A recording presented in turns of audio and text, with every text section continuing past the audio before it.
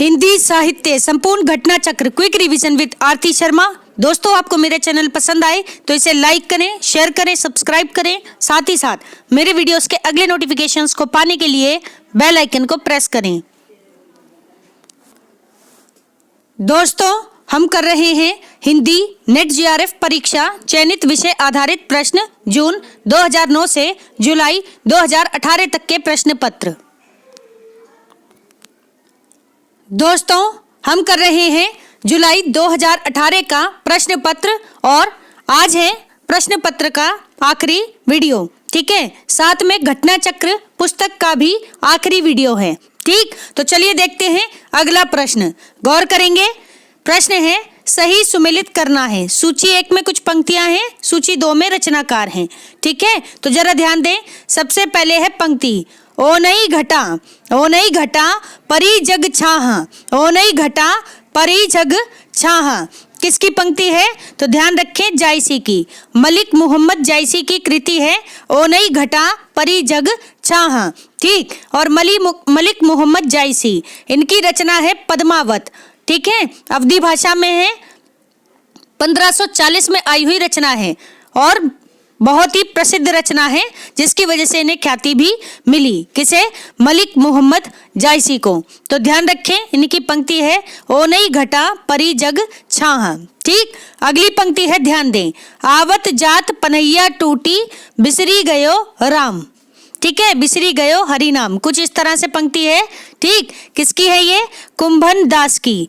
कुंभन दास के बेटे कौन थे? चतुर्भुज दास। ठीक, ध्यान रखेंगे, कुंभन दास और कौन है? तो कुंभन दास अष्टछाप के कवियों में भी हैं। ठीक, ध्यान रखेंगे, इनकी पंक्ति है आवत जात पनैया टूटी बिसरी गयो हरि नाम। ठीक, ध्यान रखें। फिर है पंक्ति अति मलिन वृष भानु कुमारी। कौन? अति मलिन वृष भानु कुमारी, ये पंक्ति किसकी है? तो ध्यान रहे, सूरदास। सूरदास की पंक्ति है अति मलिन वृष भानु कुमारी। ठीक है, सूरदास की पंक्ति है। फिर है कीर्ति कीरति भनीति भूति भल सोई। कीरति भनीति भूति भल सोई, यह किसकी पंक्ति है? तो ध्यान रखें, तुलसीदास की। तुलसीदास की पंक्ति है दोस्तों, कीरति भनीति भूति भल सोई। ठीक है, किसकी? तुलसीदास की पंक्ति है। अब एक बार फिर से सुनेंगे दोस्तों, गौर करना जरा। सबसे पहले है मलिक मोहम्मद जायसी, इनकी पंक्ति है ओ नई घटा परी जग छाह। ओ नई घटा परी जग छाह। फिर है कुंभन दास। कुंभन दास की पंक्ति है आवत जात पनैया टूटी बिसरी गयो हरि नाम। आवत जात पनैया टूटी बिसरी गयो हरि नाम। फिर है दोस्तों सूरदास। सूरदास की पंक्ति है क्या? अति मलिन वृष भानु कुमारी। अति मलिन वृष भानु कुमारी। फिर है दोस्तों तुलसीदास। तुलसीदास की रचना है रामचरितमानस। अवधी भाषा में है, 2 वर्ष 7 महीने 26 दिन में लिखी गई रचना है। ठीक, तो ध्यान दें, तुलसीदास, इनकी पंक्ति है कीरति भणिति भूति बल सोई। कीरति भणिति भूति बल सोई, याद रखेंगे दोस्तों। अगला प्रश्न है, गौर करें, सही सुमेलित है। सूची 1 है, सूची 2 है। सूची 1 में यहाँ पर देखते हैं कुछ वाद हैं। ठीक है, यानी विचारधाराएं। तो सबसे पहले अद्वैतवाद। अद्वैतवाद से किसका संबंध था? तो ध्यान रखिए, रैदास का। ठीक है, अब ध्यान दें, अद्वैतवाद से शंकराचार्य का भी संबंध था। ठीक, लेकिन जरूरी नहीं है कि कोई एक ही आचार्य रहे हैं। ठीक, तो उनकी आचार्यों की परंपरा में से भी किसी का भी नाम पूछा जा सकता है। तो आप ध्यान रखेंगे, आपको पता होनी चाहिए, कुछ नाम ऐसे हैं, जरूरी नहीं है कि प्रवर्तक के नाम पूछ लिए जाएं। आजकल चीजें बदल रही हैं, तो आपको उनके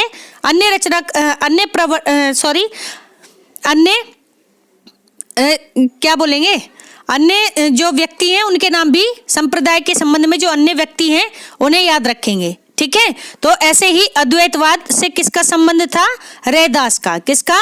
रैदास। रैदास को रविदास के नाम से भी जानते हैं और मीरा के गुरु थे रैदास। ठीक, फिर है दोस्तों ध्यान रखें, विशिष्टाद्वैतवाद। विशिष्टाद्वैतवाद पहले जो प्रश्न पूछे जाते थे ना एग्जाम्स में, तो वहां पर ऑप्शन में रामानुज आचार्य हुआ करता था। ठीक है, तो रामानुज आचार्य इसके संस्थापक माने गए थे विशिष्टाद्वैतवाद के। ठीक, लेकिन उन्हीं की परंपरा में अब हम बात करें तो कौन है? तुलसीदास। तो तुलसीदास का संबंध भी है किससे? विशिष्टाद्वैतवाद से। ठीक है, तो इस तरह से हमने देखा रैदास का संबंध है अद्वैतवाद से, तुलसीदास का संबंध है विशिष्टाद्वैतवाद से। ठीक है, अगला प्रश्न है, गौर करें दोस्तों, क्या है अगला प्रश्न? शुद्धाद्वैतवाद। शुद्धाद्वैतवाद से किसका संबंध है? तो कुंभन दास का। कुंभन दास का संबंध है शुद्धाद्वैतवाद से। ठीक, फिर है सखी संप्रदाय। सखी संप्रदाय, इससे किसका संबंध है? तो ध्यान रखेंगे हरिदास निरंजनी का। हरिदास निरंजनी का संबंध है सखी संप्रदाय से। तो ध्यान रखें, शुद्धाद्वैतवाद से कुंभन दास का और सखी संप्रदाय से हरिदास जी का संबंध है। दोस्तों, आपको अगर संप्रदाय के संबंध में वीडियो देखने हैं तो आप मेरे रामबाण संकलन की प्लेलिस्ट में जाएं, वहां आपको सभी विषय क्रम से मिल जाएंगे। ठीक है, उनमें एक विषय ये भी है वाद वाला, यानी विचारधाराओं का, संप्रदाय का। आप देखें, बहुत ही जबरदस्त वीडियो हैं। ठीक है, आपके कॉन्सेप्ट क्लियर हो जाएंगे, तो आप समय निकालकर उन वीडियोस को जरूर देख लेना। ठीक, बाकी जिन भी दोस्तों को मेरा चैनल नहीं मिलता है तो आप सर्च करें हिंदी साहित्यविद आरती शर्मा। हिंदी साहित्यविद आरती शर्मा, आपको मेरा चैनल मिल जाएगा। चैनल पर विजिट करें, सभी प्लेलिस्ट देखें और अपनी सुविधा के अनुसार पढ़ाई करें दोस्तों। ठीक है, ध्यान रखेंगे। अगला प्रश्न है, देखते हैं। अगला प्रश्न है, सही सुमेलित है। जरा ध्यान दें, सूची 1 है, सूची 2 है, तो जरा गौर करें। सबसे पहले है सूची 1 में जपू जी। ठीक है, जपू जी ये कौन थे? जपू जी महाराज। ठीक है, तो ये एक रचना है, किसकी है? नानक की, गुरु नानक की रचना है जपू जी। ठीक है, तो जपू जी, अगर आपको ये भक्ति काल के मेरे वीडियोस हैं वन लाइनर क्वेश्चंस में, वहां आप संत काव्य परंपरा के वीडियोस देख लेना। ठीक, वहां पर आपके ये सारे कॉन्सेप्ट क्लियर हो जाएंगे। ठीक है ना, तो ध्यान दे दोस्तों, नानक की कृति है जपू जी। फिर है रस मंजरी। रस मंजरी किसकी है? नंददास की कृति है रस मंजरी। वहीं रस मंजरी एक है भानुदत्त की भी। ठीक है, तो एक नाम से कई कई रचनाएं हैं दोस्तों, जहां पर भी आपको एक जैसी रचनाएं मिलती हैं। ठीक है, बहुत ज्यादा कंफ्यूजन होती है, आपने एक राइटर पढ़े होते हैं, पूछ लेते हैं कुछ और। ठीक, तो आप इस तरह की जो रचनाएं हैं तो आप उन्हें एक अलग से नोटबुक में नोट करेंगे। ठीक है, कंफ्यूजन नहीं होनी चाहिए। तो ध्यान दें, देखते हैं अगली रचना, बरवई। बरवई मीन्स होता है 12। ठीक, तो बरवई क्या है? एक छंद भी है। तो जरा ध्यान दें, बरवई नायिका भेद किसकी रचना है? रहीम की रचना है बरवई नायिका भेद। वहीं एक रचना रहीम की है मदनाष्टक। कौन सी? मदनाष्टक। दोनों इंपॉर्टेंट रचनाएं हैं, ध्यान रखेंगे। और रहीम की एक रचना है रास पंचाध्यायी, इसे भी याद रखना। और रास पंचाध्यायी ही नंददास की भी रचना है, यह बात भी ध्यान रखेंगे। ठीक, तो गौर करें, अगली रचना है वैराग्य संदीपनी। कौन सी? वैराग्य संदीपनी किसकी है? तुलसीदास की रचना है वैराग्य संदीपनी। ठीक है, संतों के जीवन से जुड़ी हुई रचना है वैराग्य संदीपनी। ठीक है, संतों महंतों के जीवन से। ठीक, अब ध्यान दें, सबसे पहले रचना गुरु नानक की रचना है जपू जी। फिर है नंददास, इनकी रचना है रस मंजरी। फिर है रहीम, इनकी रचना है बरवई नायिका भेद। फिर है तुलसीदास, इनकी रचना है वैराग्य संदीपनी। ध्यान रखेंगे दोस्तों। अगला प्रश्न है, सही सुमेलित है। जरा ध्यान दे दोस्तों, सूची 1 है, सूची 2 है। तो सबसे पहले सूची 1 में शिवराज भूषण, किसकी रचना है? भूषण की ही रचना है। भूषण का वास्तविक नाम घनश्याम था। ठीक है, तो शिवराज भूषण कवि भूषण की रचना है, जो कि अलंकार निरूपण ग्रंथ है। तो ये प्रश्न भी बनते हैं कि कैसा ग्रंथ है, तो ध्यान रखें, अलंकार निरूपण ग्रंथ है। कैसा? अलंकार निरूपण ग्रंथ, ध्यान रखेंगे दोस्तों। फिर है छत्र प्रकाश, किसकी है ये भी महाराज कवि भूषण। ठीक है, कवि महाराज ने कवि भूषण, इनकी ही रचना है छत्र प्रकाश, क्योंकि ये दरबारी कवि थे, किसके? शिवाजी महाराज के और छत्रसाल के। ठीक, तो उन्हीं के नाम से इन्होंने रचनाएं भी लिखी हैं। ठीक, और वीर और औज के कवि भी कहे जाते हैं कवि भूषण। ठीक है, तो इनकी रचनाएं बहुत अच्छे से याद कर लें, बहुत इंपॉर्टेंट है। ठीक, देखें छत्र प्रकाश, छत्र प्रकाश क्या है? जीवन चरित है, किसका? छत्रसाल दशक का, सॉरी महाराज छत्रसाल का। ठीक है, छत्रसाल दशक एक रचना है। ठीक, तो जीवन चरित है किसका? छत्रसाल का, और छत्र प्रकाश उनकी रचना है। ठीक है, ध्यान रखेंगे। और ये क्या है? जीवन चरित है। फिर है विरह वारिस, विरह वारिस। ठीक है, किसकी है? बोधा की, बोधा की रचना है दोस्तों विरह वारिस। ठीक है, और यह रीति स्वच्छंद वृत्ति है, रीति स्वच्छंद वृत्ति की रचना है। ठीक, विरह वारिस रीति काल के कवि हैं और रीति मुक्त कवि हैं। ठीक है, बोधा, आलम ठाकुर, घनानंद, ये सभी रीति कालीन रीति मुक्त कवि हैं। ठीक है, तो विरह वारिस कैसी रचना है? रीति स्वच्छंद वृत्ति की रचना है। ठीक है, फिर है काव्य निर्णय, काव्य निर्णय। वहीं एक रचना है श्रृंगार निर्णय, कौन सी? श्रृंगार निर्णय। तो ये दोनों की दोनों रचनाएं किसकी हैं दोस्तों? ये है भिखारी दास की, किसकी? भिखारी दास की रचना है काव्य निर्णय और श्रृंगार निर्णय। ये बहुत ही इंपॉर्टेंट है काव्य निर्णय। ठीक, जरा ध्यान दें, ये कैसा ग्रंथ है? सर्वांग निरूपण ग्रंथ है, सर्वांग निरूपण ग्रंथ है। कौन सा? काव्य निर्णय। ठीक, अब एक बार फिर से सुने, अलंकार निरूपण ग्रंथ है, कौन सा? शिवराज भूषण। फिर है जीवन चरित, कौन सा? छत्र प्रकाश। फिर है रीति स्वच्छंद वृत्ति की रचना है विरह वारिस। फिर है सर्वांग निरूपण ग्रंथ काव्य निर्णय। ठीक है, तो याद रखेंगे, कुछ इंपॉर्टेंट रचनाएं हैं। अगला प्रश्न है, गौर करेंगे, सही सुमेलित है, जरा ध्यान देना। सूची 1 है, फिर है सूची 2। सबसे पहले सूची 1 में रचनाएं हैं, फिर है सूची 2 में रचनाकारों के नाम। तो सबसे पहले रस सागर, रस सागर किसकी रचना है? श्रीपति की, श्रीपति की रचना है रस सागर। ठीक, फिर है रस चंद्रोदय, देखो रस पर आधारित रचनाएं हैं सारी। ठीक है, तो अब इसमें से टर्म निकालो, जैसे सागर, चंद्रोदय, राज, पीयूष। ठीक है, तो ये कुछ ऐसी टर्म निकालो, क्योंकि रस तो सब में कॉमन है। ठीक, तो एक बात तो क्लियर हो गई कि रस संबंधी रचनाएं हैं। ठीक है ना, अब देखते हैं इनके रचनाकार। तो रस सागर की रचना है, किसकी रचना है? श्रीपति की। फिर है रस चंद्रोदय, रस चंद्रोदय किसकी रचना है? तो ध्यान रखें, कवींद्र की, कवींद्र की रचना है रस चंद्रोदय। फिर है रस राज किसकी रचना है? तो ध्यान रखें, मतीराम की रचना है रस राज। फिर है दोस्तों रस पीयूष निधि, रस पीयूष निधि, ये किसकी रचना है? सोमनाथ की रचना है रस पीयूष निधि। ठीक है, याद रखेंगे दोस्तों। अब एक बार फिर से सुने, श्रीपति, रस सागर, कवींद्र, रस चंद्रोदय, मतीराम की रचना रसराज, और वहीं मतीराम की एक चर्चित रचना है ललित ललाम, ये भी याद रखें। फिर है सोमनाथ, इनकी रचना है रस पीयूष निधि। ठीक है, याद रखेंगे। गौर करेंगे दोस्तों, यहाँ पर सही सुमेलित वाला प्रश्न है। सूची 1 है, सूची 2 है, तो जरा ध्यान दें। सबसे पहले सूची 1 में, दुख ही जीवन की कथा रही, दुख ही जीवन की कथा रही, क्या कहूँ आज जो नहीं कही, क्या कहूँ आज जो नहीं कही, किसकी पंक्ति है? पूरी पढ़ लेते हैं। फिर है मैं दिन को ढूंढ रही हूँ, अच्छा ये महादेवी वर्मा की है, केवल 2 पंक्ति है निराला की, किसकी? कवि निराला की। निराला को महाप्राण निराला भी कहते हैं, और ये मतवाला, ठीक है, सुधा पत्रिकाओं से भी जुड़े हुए थे, ये बात भी ध्यान रखें। इनका पूरा नाम है सूर्यकांत त्रिपाठी निराला। ठीक है, छायावाद के एक स्तंभ ये भी माने जाते हैं 4 स्तंभों में से। कौन? कवि निराला। ठीक है, औजपूर्ण इनकी कविताएं हैं, तो ये भी ध्यान रखें।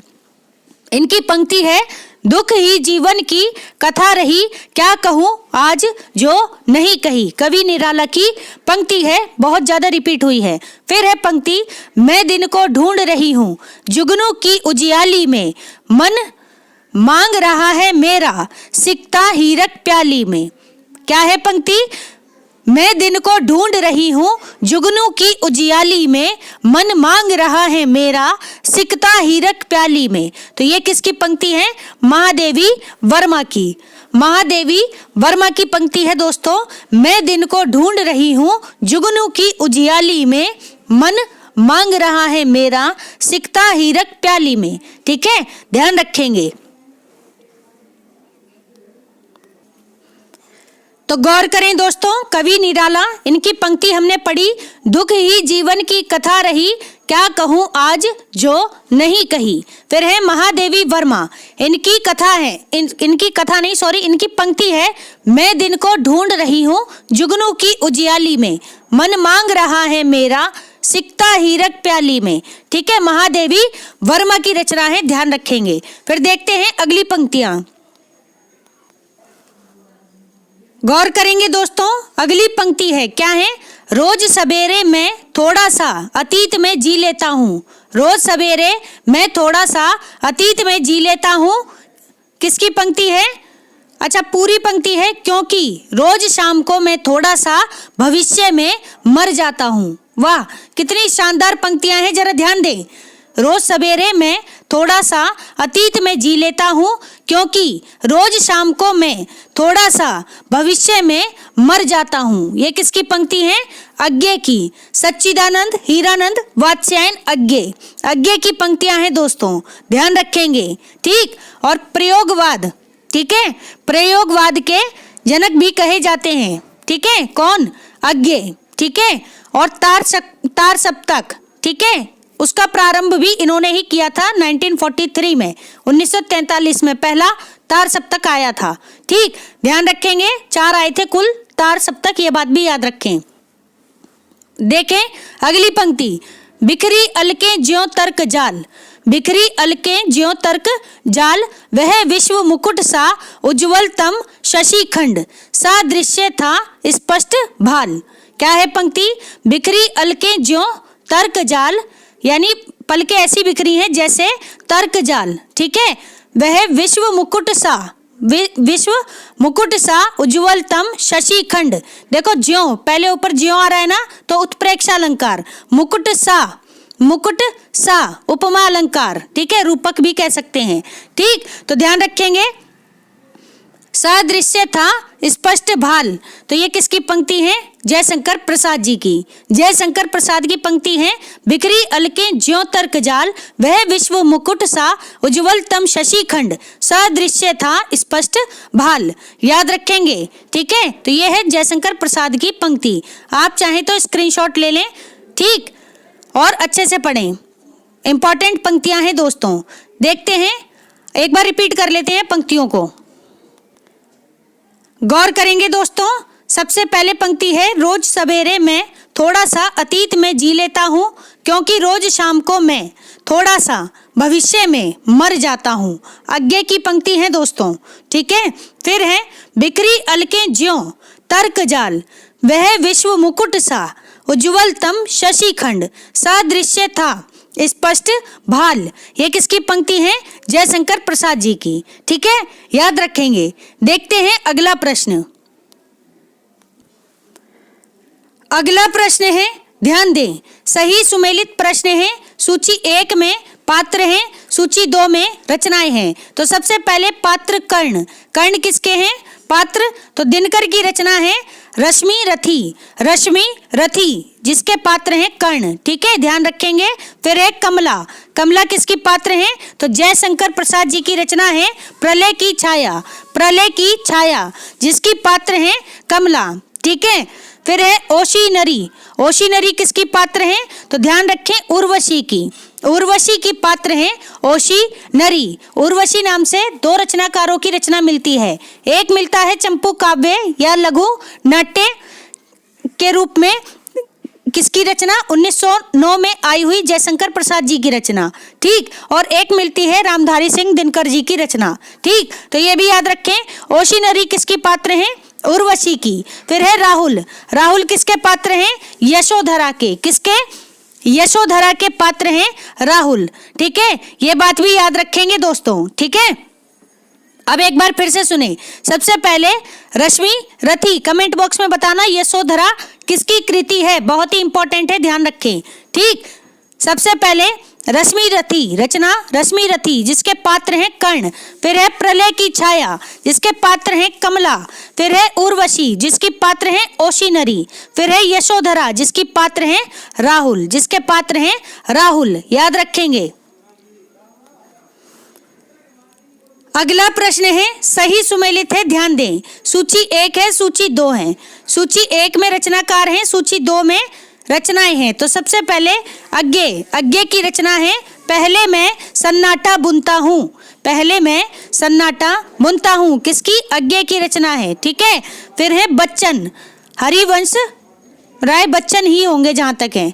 ठीक है, बच्चन लिखा है। अब बच्चन नाम से एक अन्य रचनाकार भी हैं, तो आप देख लेना, एक बार गूगल कर लेना। ठीक है, हरिवंश राय बच्चन नहीं है, देख लेना आप इस रचनाकार इस रचना को।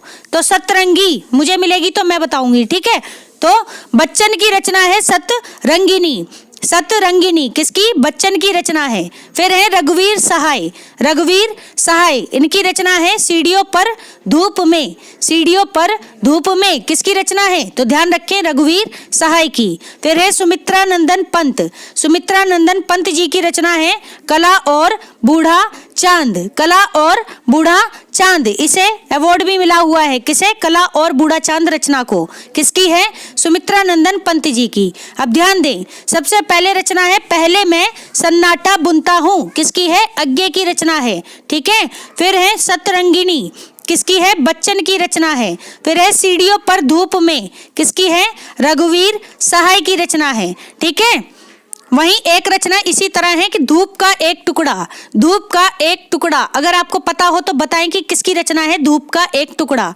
ठीक है, तो ध्यान रखें, ये कुछ रचनाएं एक जैसी लगती हैं पढ़ने में, तो ध्यान रखें इस बात को। सीढ़ियों पर धूप में रघुवीर सहाय की है, और धूप का एक टुकड़ा किसकी है, ये आप मुझे सर्च करके बताना कमेंट बॉक्स में। ठीक, फिर है कला और बूढ़ा चांद, ये किसकी रचना है, सुमित्रा नंदन पंत की, सुमित्रा नंदन पंत की रचना है कला और बूढ़ा चांद। अगला प्रश्न है सही सुमेलित है, ध्यान दें। सबसे पहले सूची 1 में रचनाकार हैं कुछ, और सूची 2 में क्या है कि प्रवर्तक हैं। यहाँ पर एक आंदोलन है, आंदोलन के प्रवर्तक हैं। तो सबसे पहले पढ़ते हैं आ कविता। आ कविता आंदोलन से किसका संबंध था, तो ध्यान रखें लक्ष्मीकांत वर्मा जी का, किसका, लक्ष्मीकांत वर्मा जी का। फिर है नकेनवाद, नकेनवाद इससे किसका संबंध था, तो ध्यान रखेंगे नरेश मेहता का। ठीक है, नरेश मेहता नहीं, नरेश कुमार है शायद। ठीक है, अच्छा ये नकेनवाद बना कैसे है, पहले तो ये जान ले कि नकेनवाद को ही प्रपद्यवाद भी कहते हैं। ठीक है, इतनी बात समझे। अब ये जो नकेन, न, के और ना, ठीक है, ये 3 रचनाकारों के नाम हैं। तो सबसे पहले नरेश कुमार या नरेश मेहता हैं, आप देख लें। ठीक, दूसरे हैं केसरी नंदन करके नाम है जहां तक है। फिर तीसरे हैं नलिन विलोचन शर्मा।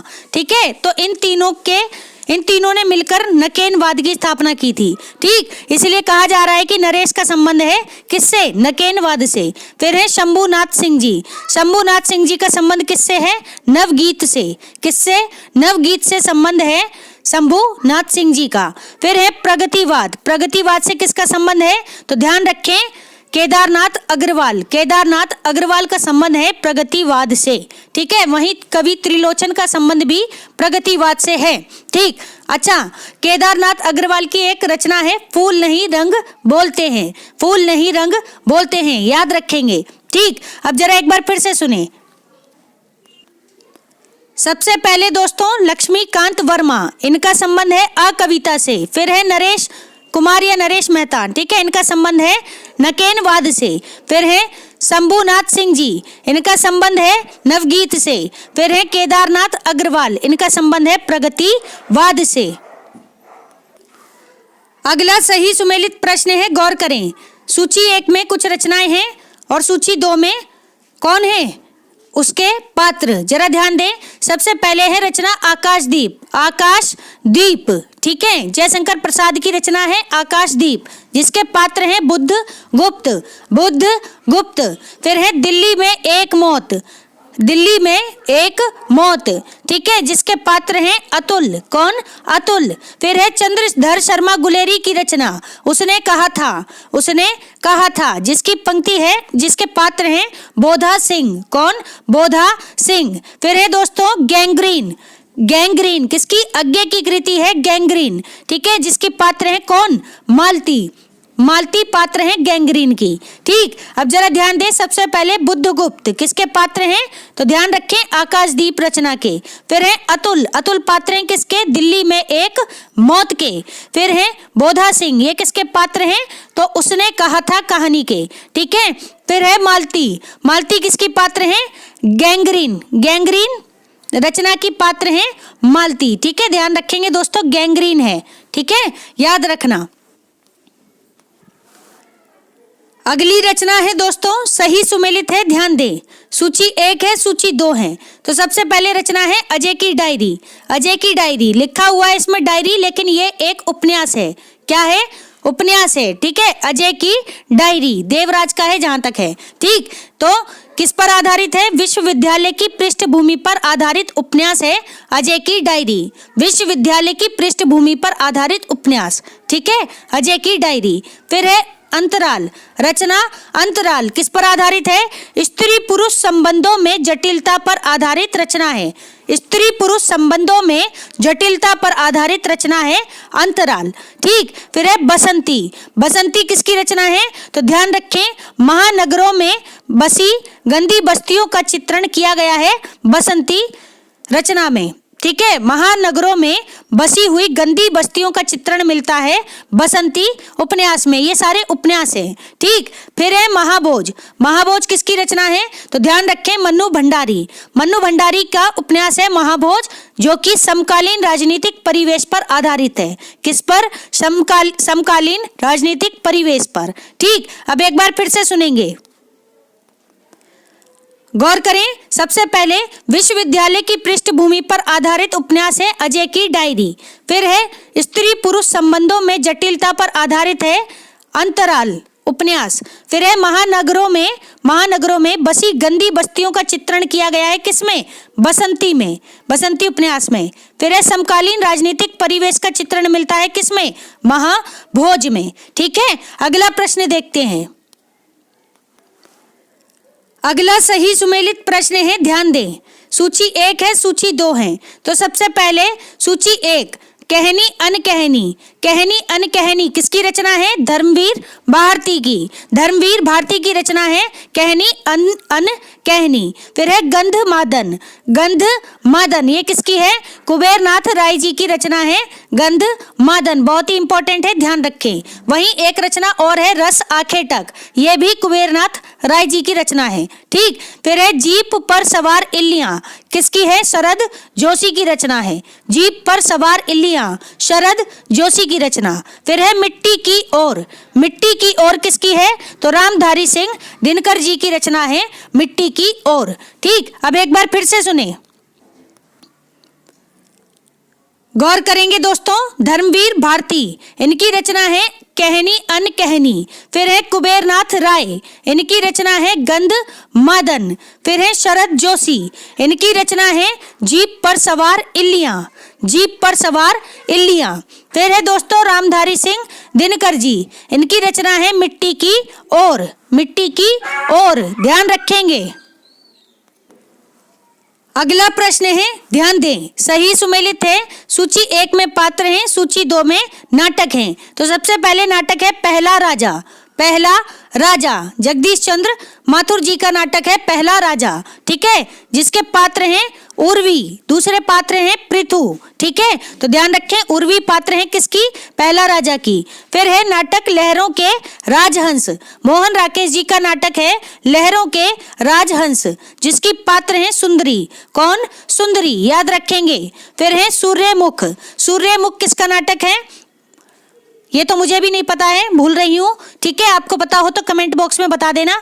ठीक, इसकी पात्र हैं कौन? वेणु रति, वेणु रति सूर्यमुख नाटक की पात्र हैं। फिर है स्कंदगुप्त, 1928 में आया हुआ जयशंकर प्रसाद जी का नाटक है स्कंदगुप्त, जिसकी पात्र हैं देवसेना। कौन? देवसेना। ठीक है, अगर आपको पात्रों के संबंध में कहानी के पात्र और उपन्यास के पात्र से संबंधित वीडियो देखने हैं तो आप मेरी रामबाण संकलन की वीडियो देख लें दोस्तों। ठीक है, उसमें मिल जाएंगे आपको उस प्लेलिस्ट में। ठीक, तो ध्यान दें, सबसे पहले पात्र हैं उर्वी, किसकी पात्र हैं? पहला राजा नाटक की। फिर है सुंदरी, ये किसकी पात्र हैं? लहरों के राजहंस की। फिर है वेणुरति, ये किसकी पात्र हैं? सूर्यमुख की। फिर है देवसेना, स्कंदगुप्त नाटक की पात्र हैं देवसेना। ठीक है, याद रखना। अगला प्रश्न है सही सुमेलित है, ध्यान दें। सबसे पहले सूची 1 में उपन्यास है, सूची 2 में पात्र हैं। सबसे पहले उपन्यास देखते हैं, सूरज का 7वां घोड़ा। सूरज का 7वां घोड़ा धर्मवीर भारती जी का उपन्यास है, जिसके पात्र हैं माणिक मुल्ला, माणिक मुल्ला। फिर है फणीश्वर नाथ रेणु जी का उपन्यास मैला आंचल, मैला आंचल, जिसके पात्र हैं विश्वनाथ प्रसाद, विश्वनाथ प्रसाद। ठीक है, ध्यान रखें। फिर है दोस्तों 1 इंच मुस्कान, 1 इंच मुस्कान। ठीक है, तो किसकी रचना है ये बताएंगे आप कमेंट बॉक्स में। 1 इंच मुस्कान, ठीक है, बहुत ही चर्चित रचना है ये। तो जिसकी पात्र है रंजना। कौन? रंजना। फिर है भीष्म साहनी, भीष्म साहनी जी का उपन्यास है तमस, जिसकी पात्र है कौन? ईला, ईला पात्र है तमस उपन्यास की। अब ध्यान दें, सबसे पहले माणिक मुल्ला, माणिक मुल्ला पात्र हैं किसके? सूरज का 7वां घोड़ा के। फिर है विश्वनाथ प्रसाद, ये किसके पात्र हैं? मैला आंचल के। फिर है रंजना, रंजना किसकी पात्र हैं? 1 इंच मुस्कान की। ठीक है, अच्छा ध्यान देना, मैला आंचल 1954 में आया हुआ आंचलिक उपन्यास है किसका? फणीश्वर नाथ रेणु जी का। ठीक, फिर है 1 इंच मुस्कान। ठीक है, फिर है ईला, ईला पात्र है किसकी? भीष्म साहनी के उपन्यास तमस की। ठीक है, यह बात भी ध्यान रखें। अगला प्रश्न है, जरा गौर करना दोस्तों, क्या है प्रश्न? गौर करेंगे दोस्तों। अगला प्रश्न है, सूची 1 में रचनाएं हैं, ठीक है, और सूची 2 में रचनाकार। तो सबसे पहले हम हशमत किसकी रचना है? कृष्णा सोबती की, कृष्णा सोबती की रचना है हम हशमत। फिर है बच्चन निकट से, बच्चन निकट से किसकी है? अजीत कुमार, अजीत कुमार की रचना है बच्चन निकट से। फिर है माटी की मूर्तें, माटी की मूर्तें किसकी है?